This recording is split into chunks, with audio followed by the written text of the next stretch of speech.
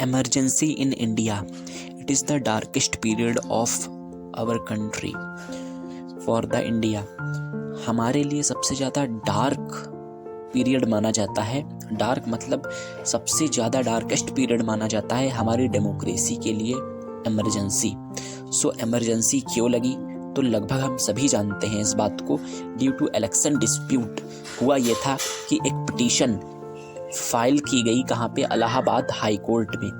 Allahabad high court में एक petition file की जाती है कि रिगार्डिंग इलेक्टोरल मल practices by the Indira Gandhi in the election. कहा गया कि इंदिरा गांधी गवर्नमेंट ने इलेक्शन में धांधली करी है, जिसके कारण वो इलेक्ट होकर के आई है एज अ पीएम, जो कि इलाहाबाद हाई कोर्ट ने राजनारायण केस में इसे कहा हाँ ये बात सही है, इसे प्रूफ किया। तो फिर क्या होता है, और ये कहा इलाहाबाद हाई कोर्ट ने कि इंदिरा गांधी का जो इलेक्शन हुआ है वो इलीगल है। और उनके इलेक्शन पे क्या किया उन्होंने, इंदिरा गांधी के इलेक्शन पे स्टे लगा दी, उसे रोक दिया। जिसका परिणाम क्या हुआ, तो इंदिरा गांधी गवर्नमेंट उस समय कहने लगी कि ऐसा कुछ नहीं है। बदले में फिर क्या हुआ, इसका कारण फिर क्या बना, रिजल्ट, इसका इम्पैक्ट क्या हुआ, जब गवर्नमेंट और जो जुडिशरी है उसके टसल के बीच में फिर क्या हुआ कि इमरजेंसी देश में लगा दी गई।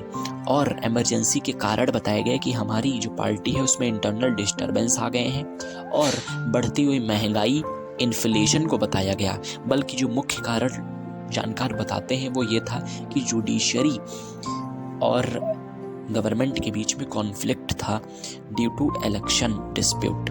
इलेक्शन के डिस्प्यूट की वजह से कि इंदिरा गांधी गवर्नमेंट ने धांधली करी है इलेक्शन में, जिसके कारण वो इलेक्ट होकर के आना चाहती थी सत्ता में। और फिर क्या हुआ, जिसके कारण बहुत सारे मूवमेंट चलाए गए इसके अगेंस्ट, इमरजेंसी के संपूर्ण क्रांति चलाई गई, जो कि बिहार से लॉन्च हुई थी, इन्फ्लेशन, अनएम्प्लॉयमेंट, इन सभी के खिलाफ। और फिर एक और मूवमेंट चलाया गया था, बहुत ही फेमस मूवमेंट है, नवी निर्माण मूवमेंट, जो कि स्टूडेंट्स ने गुजरात के चलाया था, against the issues like corruption, inflation, unemployment etcetera.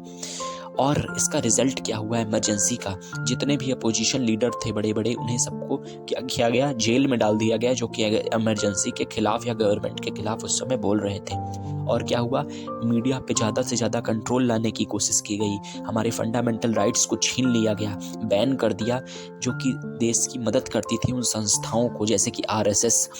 और क्या किया गया, रिमूवल ऑफ स्टेट गवर्नमेंट, उन स्टेट गवर्नमेंट को रिमूव कर दिया गया जो कि सेंट्रल गवर्नमेंट के अगेंस्ट थी, भले ही वो सही थी फिर भी।